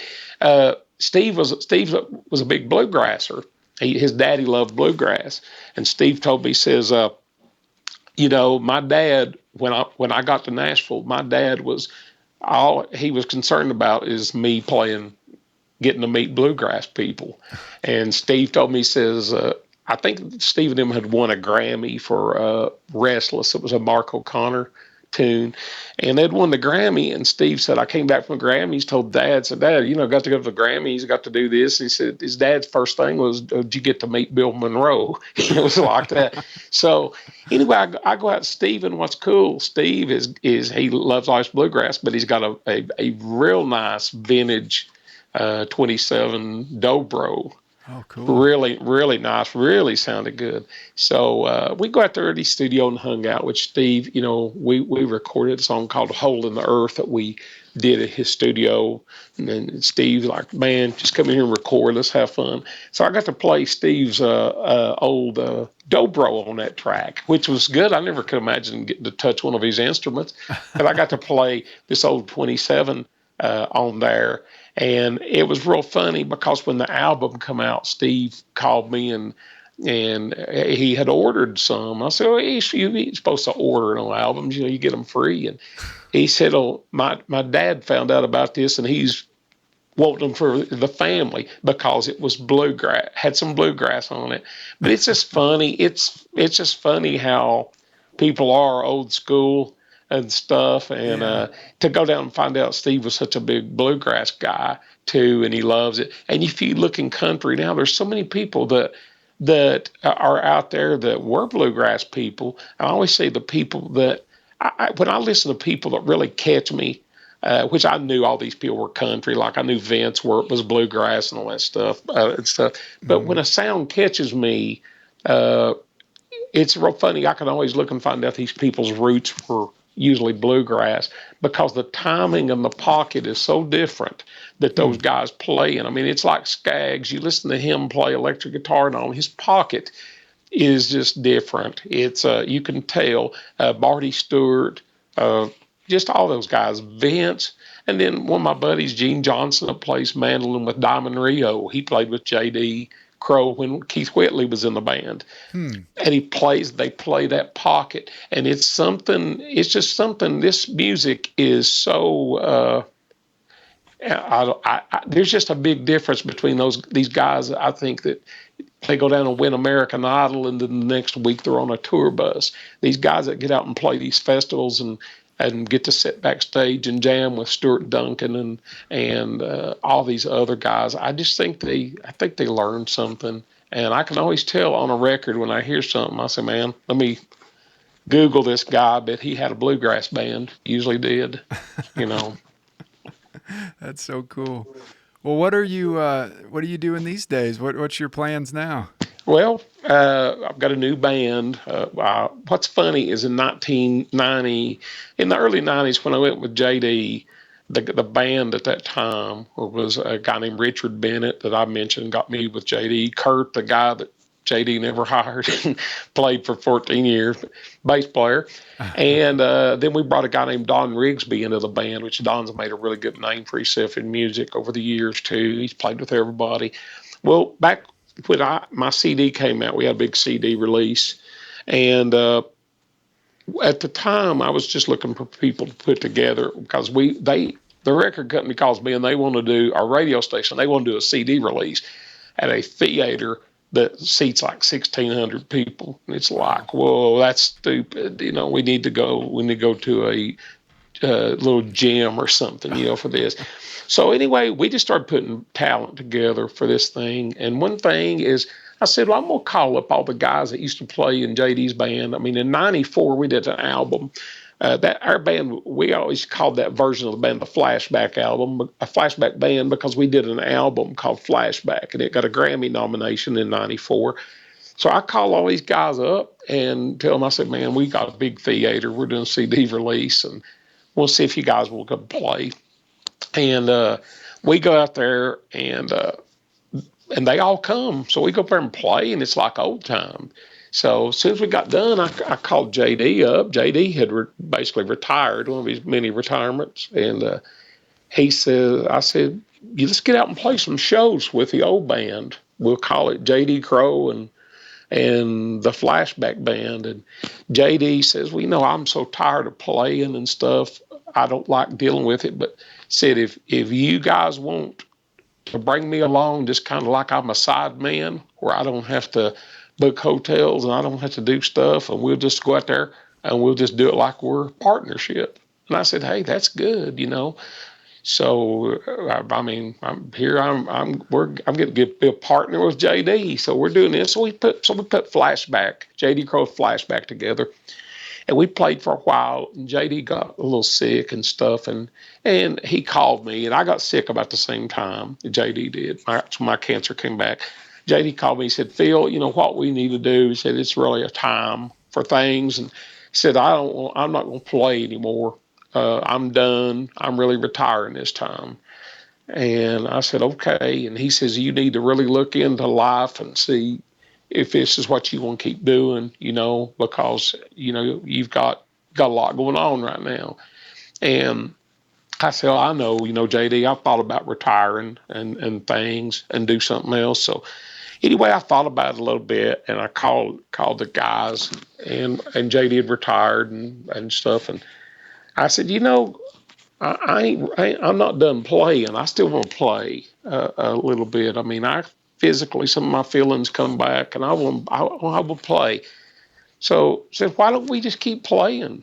I mean, if as long as we let everybody know that this is with JD's blessing, that he's not quit or whatever. Mm-hmm. So we called JD up and said, JD, we want to keep playing and we want to call ourselves, Flashback. And he said, man, that's good, you know. So we went ahead and we started on a record. And I mean, we've not got to this part yet, but JD said he's probably going to come in and play on a couple of cuts, and that's going to be good for people listening. So all these people said, "Man, I heard they had a fist fight." They can find out we left as friends. And I don't know. He's retired. He every time I talked to him, he told me he'd like to come and play a couple. But we've got this record about done.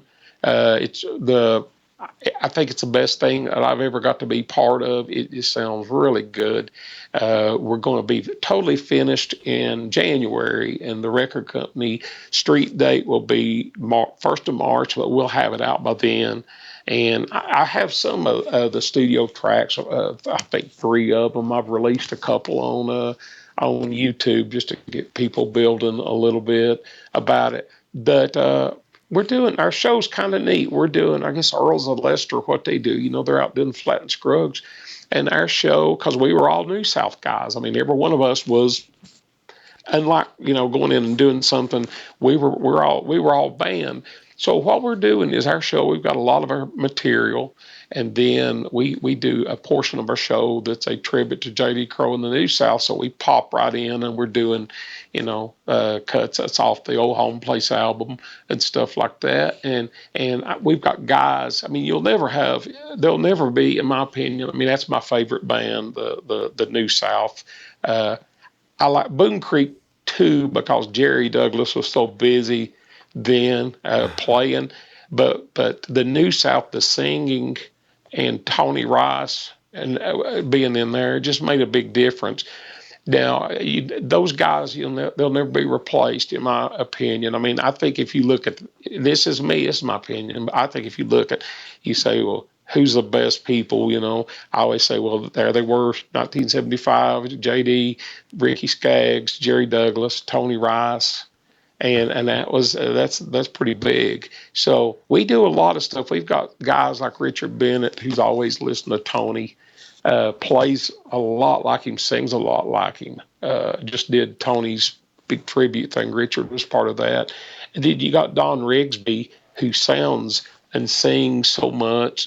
His inflection sounds a lot like Ricky and stuff. So our trios, we've hired a guy, Stuart Wyrick, I've known all my life. And when we hired a banjo player, we went out and I said, I don't want to just hire a banjo player. We got to hire somebody that has listened to JD and not only picks similar to him. I mean, similar is the word because there's never going to be another one of him. Sure. But somebody that sings like him too. So we've come in and our trios and everything sounds real similar. So we're excited about it. So I'm doing that, and I just to make life easier. As of last week, I finished real estate school and all, and my brother is over at a real estate company, a big real estate company in town that basically does the whole town and far. I mean, they do a lot, and he's the main guy there. So I'm gonna go work for him, but I'm not gonna actually do office stuff. I'm gonna working for him is what I'll be doing is it'll be called doing referrals, and I figure I know enough people through my business that if they'll come to me if they're needing a house or whatever, I just turn them over to him and I get commissions, and I can that way I can play with Flashback. What we're wanting to do, I've played in bands for so many years that you have to play every weekend because some people think that it's about seeing how big your schedule is. I've had people say, "Oh yeah, we've got a huge schedule." I go in there and look, and it's be like 80% of these places are door gigs that I had played early on and learned a lesson that came out of there with barely enough money to get home on. And I thought, is it about listing that you've got 100 shows, or is it about listing that you got 30 of them that you come back and you got money to put in the bank and stuff? So all my guys in Flashback are set good. They've got, or I'm not saying nobody in Bluegrass is set good, but I guess what I mean. I've got guys that have jobs and stuff too. And it'll be just like me, where we don't have to say, "Gosh, this weekend's open. We got to fill it up." Now Yeah. with me, it's more like this weekend's open. I want to go get my family and my grandkids, and we're going to go somewhere. My after being sick, I mean, it's funny. Used to be that it was always chase, chase, chase. That somebody get a new record and you'd say, well, we've not had a record out in a year. We got to do this. They got this record out, or we're not getting played enough. We need to hear our stuff. We got to get something. So and so's playing this festival. Why ain't we playing it anymore? Since I've been sick, my priorities in life are so different. It's like what I want to do is well, first of all, I mean, being sick, my faith and everything is so much different. That's the most important. And I think a lot of times I always said, my faith and all that, that's the most important. But I don't think it really was. I think I had a place for it. And then when I was around people who said that, it was like, oh, yeah, that's mine too. But mine really is now. It's about living right, doing right, and being good to people. And I want, and with players, I want to help. I mean, like I mentioned earlier, it was hard to find people back then to help you. But I get, I get, I get excited over new players now. And it's something that was different. It used to be new players that come along. It's like, wow, here comes a new guy going to get everybody's jobs or whatever. And I get so excited now over new players. I mean, I was real excited this year when I saw Josh Swift on the final ballot at IBMA. It's good to see because guys like us, and I've been on the ballot. I've been on that ballot maybe 15 years and whatever, and I've Wow. won it 2 times. And one time for me was enough. It was everything that I saw. 2 times blew me away.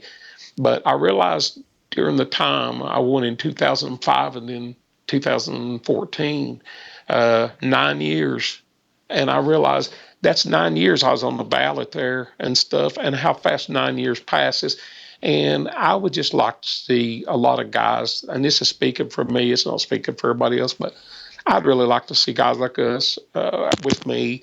I would be just as happy to see myself not on the ballot and see some new guy on there, because life is so short, and these guys with an award just every year, I would like to see more people get a chance to get that and stuff. And like I said, I'm so glad to see Josh on. And next year, if I'm not on it next year, it's not going to change nothing I do, because I've been able to be there. And I could tell you a funny story, and Yeah. you can edit this, but you might like it. The first time I won, I was there. We were at the Ryman, and I was sitting there, and it was my wife and son, and my album had did good that year, and I was up for a couple of things for the instrumental album, which won, and for Dobro player. But I'm sitting here and I'm guessing all the winners. Uh, well, the Dobro thing comes up, and I looked over and I said, right as they announced, I said Rob Ickes. Well, when they said that, I didn't hear who they announced. So my son looks over, he goes, "You won." And I said, "No, no, no, no. I sit there." So everybody's kind of looking around, I guess, like this. And I'm sitting here and I'm thinking, I'm not going to get up because I don't know. No. So I'm thinking real quick, well, if I get up and it's me, I got to figure out how to get on stage. If it's not, I don't want to look I don't want, I need to look like I'm going to the restroom or something. So anyway, I stood up, and when I stood up, Jerry Douglas stood up, and I said, "Oh gosh, Jerry's won," and I've stood up and everything. Well, Jerry's looking at me, clapping his hands, and he motions me, and it's like, wow, I guess I did win. I didn't know. So I get up there, and it never really soaked in. Oh, Even it took days. But it was funny because Jerry, uh, I don't know if I can't remember if Jerry followed me on stage or what happened, but Jerry was with me in all the pictures we had. And just like what I said, Jerry was so happy that I had won. and Rob was too. And I've never won a fraction of what they won. They won everything, but I think I know that feeling because I'm ready to see some other people get a chance, because that's the stuff that keeps people wanting to play. Uh, Giving these people their due. And I know there's young people out there, but just like in my situation, give things to people while they're here, because I found out being ill, I could have been done tomorrow. And there's some great players out there on all these instruments, and I just hope they will eventually include some of these players, because there's so many people that uh, play the festival circuit that's out there every weekend, living out of vans and stuff. And then you got some guys that just make records and they don't have to do that part. Yeah, And I just like to see a lot of the road musicians get a little more attention for in this sure. stuff. Yeah, yeah. Well, this has been great, Phil. Man, I've enjoyed this. I've wore you out. I know No that. way, I'm man. This is sorry.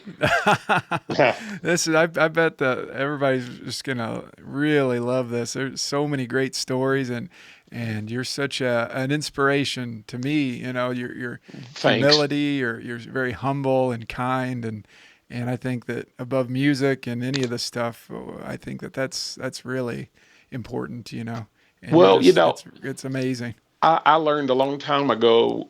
Uh, People, I guess, believe their own press too much and things like that. And I've told people, I told my guys one time in the band, I said, no matter how big you get on what you do, whether it's a doctor, whether you're best doctor in town, whether you're the best banjo player, one of the best banjo players or whatever, the most, like, out on the road, the most important thing is you're driving down the road, and if you have a blowout in the middle of the night, most important man in the world at that time is the mechanic that comes and changes your tire.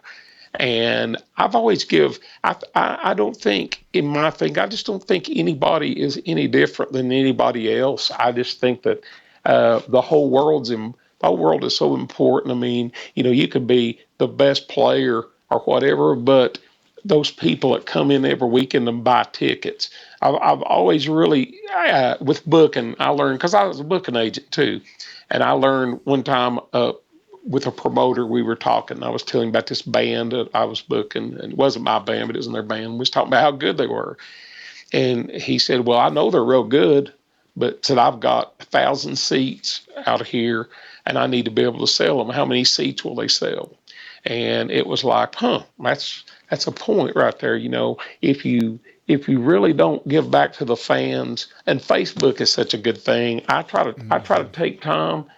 Uh, I know a lot of people don't do like I do. I probably a little much, but I try to take time.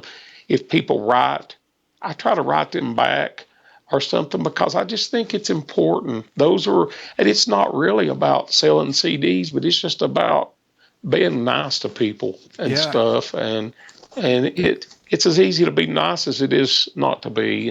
perfect Probably example. My easier. my mom is always telling me, Troy, now have you talked to Phil? Have you talked to Phil? Oh, She's always that's saying about nice. your posts, and she's like, I sent him a nice post, and he responded back to me. I can't believe that, and it's just so That's sweet. cool. Oh, when I got sick, there was times on there, and this is true because people would write comments, and I would have 1,500, 2,000 comments, because I've got different websites, I got different pages, Yeah. and I would go start marking them, and I would write. And I remember being in the hospital, I had my iPad, and I would type because I just felt it was important to make a connection. And what's funny is those people are people that will always come up to your show, and then so they'll say, I wrote you or whatever. And once you put a face with it and stuff, they become friends. And it's funny. I mean, I've got so many people. I tell my wife, we'll get all these at Christmas, we'll get all these Christmas cards in, and people send me pictures of their families and all, and it's great because I know them and I get to see them grow up and stuff. And I tell my wife, she won't know who they are, and I say, well, it's easy. And then the cool thing is I can go to Facebook and show them. The next thing I know, she's friends with him, and then we talk around the house about these people. It's just it's really neat. I've been real blessed. I mean, and I'll say this is the last thing I'm gonna say, and I'm gonna let you go. But it's just something with Facebook that really helped me when I Yeah. got sick. Uh, People had asked me, they said, "Are you going to go public with this? You going to keep quiet?" And I said, "I want to go public because the people on Facebook, if I've got, I mean, if with all the friends I've got, if I can get these people, some of these people praying for me, it's going to be pretty good." Well, there were so many prayer chains. I mean, it's like one person would write me and they would say, "Our church is praying for you," and Yeah. all. And then I would get up in the morning and I would have letters, messages from overseas, from Europe and China and places, of people saying, "Hey, we were praying in your church for you, in our church for Wow. you this morning." And I thought, you know what? I'm covered 24 hours with this. And I could tell, I mean, when people would get on, it's like everything was good. And, I told my wife, I said, the thing about it is you can be private with things, and what good does it do you? But if you run into somebody going through maybe the same thing, you might be the person that keeps them from giving up, or the person like me when the doctor says we can't do anything more, the person that just says, "Well, my doctor said this." I want people to know from the very first that I wasn't going to give up, and that I was going, whether they wanted to go or not, they could delete me, but I was going to drag them along with it, because everybody, you can be a musician or a doctor or nurse, but one thing we've all got in common is we're all going to be hit by something someday, whether it's something like diabetes, a heart attack, somebody in their family. And I think it's inspiring just to see people that say, "Okay, well, this happened, but I'm gonna keep," it didn't stop me. And I always looked at, as long as I was able to get up every morning, that was a bonus day. And I so I've took a lot of my time. The thing I do on the internet a lot now, more than playing or anything, is I talk to a lot of people that send me private messages that somebody in their family has cancer or what, and they want advice. And there's a lot of people that right now that I've got going to Vanderbilt, and they're Nice. they're doing good. If all this music I've done all my life, if it's made me help maybe save one person like it has me, from being sick, then that's the reason I was put here to play. I think if it's saving one person, or making them make I guess by saving them, saying make a decision that it don't have to end here, that I've got more options. And that's all I wanted to do, is to Nice. give people an extra chance. Oh man, well that's a great point. I could talk to you all day, man. It's Uh, super you inspiring. can holler at me anytime. For sure. I won't talk to you as long when we do Oh no, that. you're good. I just give you a bunch of stuff to edit. But I want to say real quick just a couple of things. I want to thank everybody for tuning in to your blog. You call it a blog, or Well, what do you, this like or a recording the podcast. yeah, it's a podcast. Or vlog, I guess, a video kind A of. little bit of both, I Yeah, guess. yeah, something like that. Well, I want to just thank everybody for tuning in, to your podcast. This is the first one I've done, and I hope, as long as we've talked, that people have been able to learn to understand Southern by the end of all this is over with, or something. And I just something I'll say to Dobro players. The whole thing about it, that I always tell people, uh, pick all you can.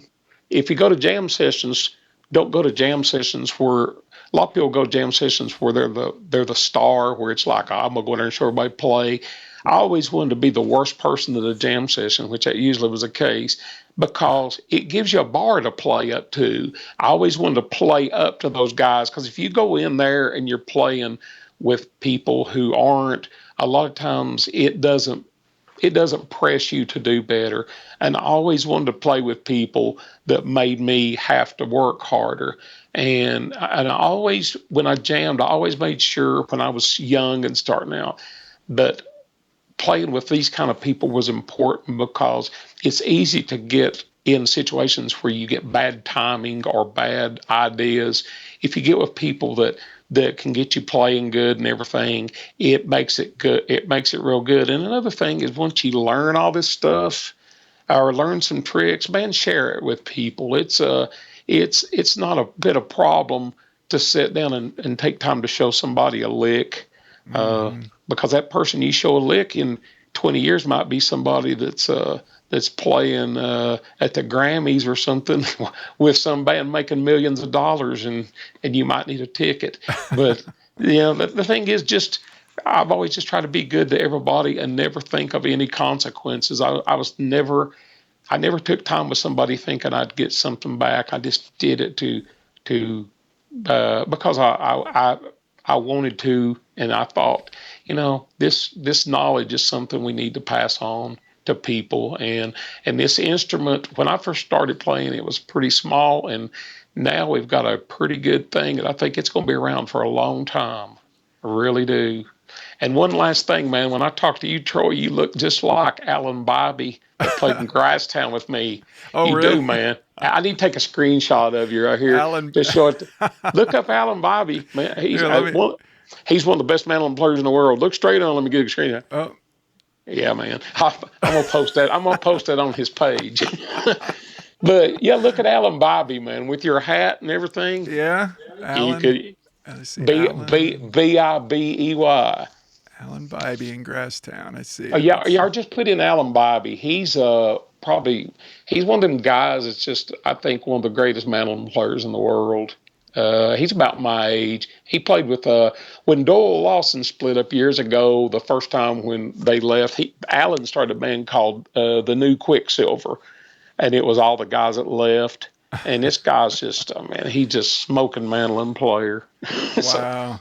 so check him out. But anything I can help you with in the future, if you need anything, if you ever want to do a tab or anything, let me Yeah. know. Let me know. I can't write them, but I can call out numbers to you if you ever want to do anything. Oh, yeah. I mean, yeah. On some things, I have another site where sometimes I'll do transcriptions of people's stuff Yeah.